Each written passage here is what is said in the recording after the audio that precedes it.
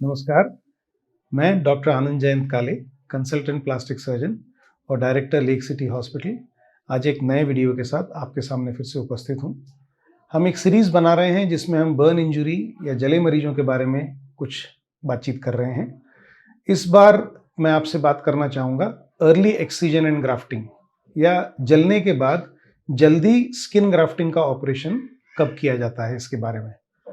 Early excision and grafting ये प्रचलन में आया सन 1980 के बाद। पहले जो बर्न पेशेंट्स होते थे उनको ड्रेसिंग्स के द्वारा जो सतही जले होते थे उनको भरने का इंतज़ार किया जाता था और जो गहरे हिस्से होते थे उनमें मरी हुई चमड़ी को अपने आप धीरे धीरे निकलने के लिए छोड़ दिया जाता था। कभी कभी ऑपरेशन के बाद उस मरी हुई चमड़ी को हटाया जाता था। ये स्थिति महीने डेढ़ महीने के बाद आती थी और फिर जब वो घाव लाल हो जाते थे तब उनके ऊपर स्किन ग्राफ्टिंग करके उसको भरते थे।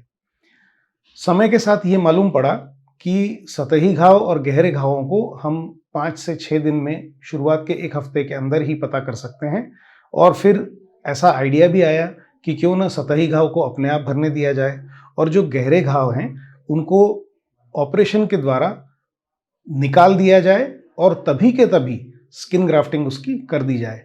तो जो इंतज़ार हमको 1 महीने का करना पड़ता था, जिसमें हम मरी चमड़ी को अलग करने के लिए 1 महीना वेट करते थे, उसकी बजाय हम पहले हफ्ते के अंदर ही उस मरे हिस्से को या गहरे हिस्से को हम निकाल दें और उसको स्किन ग्राफ्टिंग करके घावों को जल्दी भर दें। इसमें रिकवरी भी फास्ट होती है, पेशेंट जल्दी ठीक हो जाता है।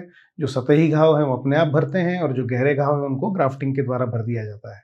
इससे पेशेंट को जान का खतरा भी कम हो जाता है और लंबे समय तक अस्पताल में रहने की आवश्यकता भी नहीं होती। ये ऑपरेशन काफ़ी पॉपुलर है। अर्ली एक्सीजन ग्राफ्टिंग अब हमारे ट्रीटमेंट का रूटीन हिस्सा है, लेकिन अर्ली एक्सीजन ग्राफ्टिंग की कुछ लिमिटेशंस हैं।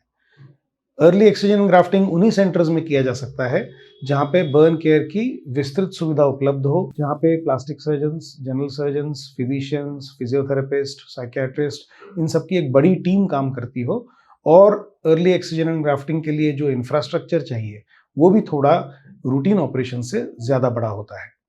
अर्ली एक्सीजन ग्राफ्टिंग में ब्लड की भी आवश्यकता होती है, खून भी चढ़ाना पड़ता है, लेकिन लॉन्ग रन में ये चीज़ ज़्यादा फायदेमंद होती है और ये निर्णय पूरी तरह से टीम जो होती है उनका होता है कि ये पेशेंट अर्ली एक्सीजन ग्राफ्टिंग के लिए फिट है या नहीं है। नॉर्मली अर्ली एक्सीजन उन मरीजों में किया जा सकता है जिसमें शरीर का बहुत बड़ा हिस्सा ना जला हो, लेस देन 50% बर्न हो और गहरा हिस्सा 8-10%, 15% से ज़्यादा ना हो, क्योंकि एक सिटिंग में 5 से 10% एरिया को ही हम निकाल सकते हैं। अदरवाइज उससे ज़्यादा एरिया को निकालने की कोशिश करेंगे तो ब्लड लॉस काफ़ी होता है और ऐसे में रिस्क टू लाइफ हो सकती है। तो ये डिसीजन प्लास्टिक सर्जन का होता है, वो ये तय करता है कि इसमें हम ये रिस्क ले सकते हैं या नहीं ले सकते। अब हम कहते हैं कि इसमें रिस्क होती है, तो बर्न इंजरी में रिस्क जिस दिन हम जलते हैं उस दिन से ही शुरू हो जाती है। तो सर्जन को कैलकुलेटेड रिस्क लेना अनिवार्य होता है। पूरे ट्रीटमेंट प्रोग्राम में आपको समय समय पर ऐसे डिसीजंस लेने पड़ते हैं जिसमें रिस्क होता है, लेकिन अगर हम कोई भी रिस्क नहीं लेंगे तो हम पेशेंट की प्रोग्नोसिस को और भी कॉम्प्लिकेट कर सकते हैं। तो ये डिसीजंस प्लास्टिक सर्जन्स लेते हैं कि कब उनको अर्ली एक्सीजन ग्राफ्टिंग करना है। अकॉर्डिंगली वो डिसीजन लेते हैं और ये ऑपरेशन करते हैं। अगली बार फिर एक नए इंटरेस्टिंग वीडियो के साथ बर्न इंजरी के बारे में आपके सामने उपस्थित होऊंगा। तब तक के लिए नमस्कार।